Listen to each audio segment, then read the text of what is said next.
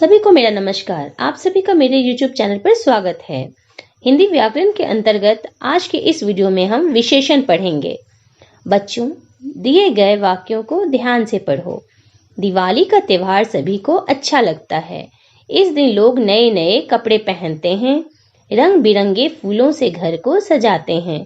सबके घरों में अनेक मिठाइयाँ बनती हैं और खूब उपहार आते हैं। दीपों की रोशनी से जगमगाता घर बहुत सुंदर लगता है।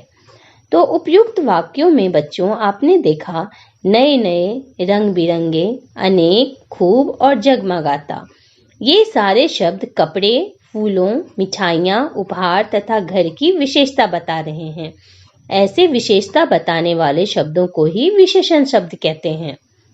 सीधे सीधे शब्दों में हम कह सकते हैं कि जो शब्द संज्ञा और सर्वनाम की विशेषता बताते हैं उन्हें विशेषण कहते हैं। विशेषता यानी रंग रूप, आकार, गुण अवगुण, माप तौल, अवस्था। तो बच्चों, सबसे आसान तरीका है विशेषण को समझने का कि अगर कैसा, कैसे या कितना लगाकर विशेषण शब्दों की पहचान की जाती है। मैं आपसे पूछूं कि कार का रंग कैसा है, तो प्रत्युत्तर में आप कहेंगे कि कार का रंग सफेद है या काला है। तो यह कार की विशेषता आपने बताई है, यानी रंग बताया है, तो ये विशेषण हो जाएगा। मैं पूछूं कि घर कैसा है, तो प्रत्युत्तर में आप कहेंगे घर बड़ा और सुंदर है। वह उपवन कैसा है, तो वह उपवन सुंदर है या बड़ा है, वहां रंग बिरंगे फूल हैं। तो इस तरह विशेषण शब्दों की पहचान की जाती है। ध्यान दीजिएगा कि विशेषण शब्द संज्ञा से पहले या बाद में आते हैं। जैसे वह नई साइकिल लेकर आया, इसमें आप देखेंगे कि साइकिल से पहले नई लगी हुई है, यानी साइकिल संज्ञा शब्द है और इससे पहले हमने विशेषण लगाया है। संज्ञा शब्द की विशेषता बता रहा है कि जो साइकिल है यानी संज्ञा शब्द, वो साइकिल नई है, यानी नई विशेषण हो गया। अब आते हैं भेद की ओर। विशेषण के 4 भेद होते हैं: गुणवाचक विशेषण, संख्यावाचक विशेषण, परिमाणवाचक विशेषण, सर्वनामिक विशेषण। तो पहला है गुणवाचक विशेषण। जिस शब्द से संज्ञा अथवा सर्वनाम के गुण, दोष, भाव, रंग, दशा, अवस्था, आकार, स्थान अथवा काल का बोध होता है उसे गुणवाचक विशेषण कहते हैं। उदाहरण के लिए, राजेश बीमार हो गया, मुझे मीठी मीठी जलेबियां अच्छी लगती हैं, गाय का रंग काला है। तो इस तरह ये इनके उदाहरण होते हैं, जिसमें गंध में सुगंधित, दुर्गंध युक्त, स्थान में देशी विदेशी, दोष में बुरा झूठा बेईमान, गुण में शांत, भाव में दयालु, तो ये सब आते हैं। दूसरा है संख्यावाचक विशेषण। जिन विशेषण शब्दों से संज्ञा अथवा सर्वनाम की संख्या का बोध होता है उन्हें संख्यावाचक विशेषण कहते हैं। उदाहरण के लिए, पांडव 5 भाई थे, बाजार में अनेक लोग थे।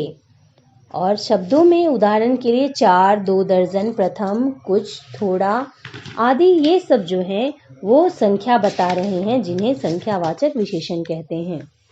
अब संख्यावाचक विशेषण जो है वो 2 प्रकार के होते हैं, एक निश्चित संख्या वाले विशेषण और दूसरे अनिश्चित संख्या वाले विशेषण। तो निश्चित संख्या वाले विशेषण क्या होते हैं? तो जिन शब्दों से निश्चित संख्या का पता चलता है उन्हें निश्चित संख्यावाचक विशेषण कहते हैं। जैसे 1, 2, 3 गिनती आप कर सकते हो, तो इस तरह के शब्द।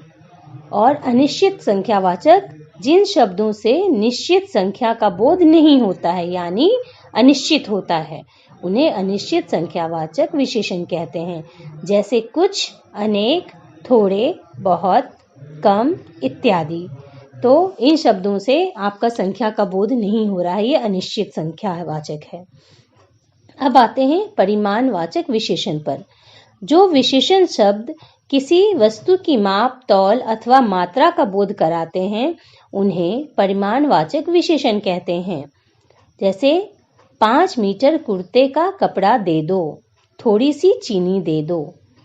तो इसके भी 2 भेद होते हैं। क निश्चित परिमाणवाचक विशेषण। निश्चित माप, तौल अथवा मात्रा का बोध कराने वाले विशेषण शब्दों को निश्चित परिमाणवाचक विशेषण कहते हैं। जैसे 5 किलो, 4 तोला, 100 ग्राम, 2 मीटर, 1 लीटर इत्यादि। ये निश्चित है कि आपको पता है कि कितना देना है या कितना लेना है, माप तौल। अब ख में आता है अनिश्चित परिमाणवाचक विशेषण।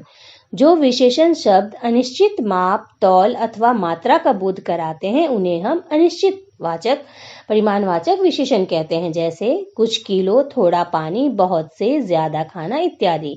इसमें आपको माप तौल कुछ नहीं पता है, बस कुछ का, थोड़ा और बहुत या ज्यादा ऐसे शब्दों का उसमें प्रयोग किया जाता है। चौथा है सर्वनामिक विशेषण, जिसे हम संकेतवाचक विशेषण भी कहते हैं। यह कार मेरे मामा जी की है, उस पेड़ पर उल्लू रहता है। जब सर्वनाम शब्द संज्ञा से पहले आकर उसकी विशेषता बताते हैं तब उसे सर्वनामिक विशेषण अथवा संकेतवाचक विशेषण कहते हैं। जैसे शब्द में उदाहरण के लिए ले लें तो ये, वे, उस या हमारा आदि इसमें प्रयोग किए जाते हैं।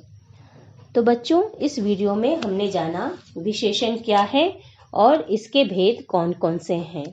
जो भी मेरे चैनल पे पहली बार आए हैं उनसे आग्रह है कि बेल का आइकन दबाकर मेरे YouTube चैनल को सब्सक्राइब करें, ताकि आने वाले सारे वीडियोस के नोटिफिकेशन सबसे पहले आपको मिले। धन्यवाद।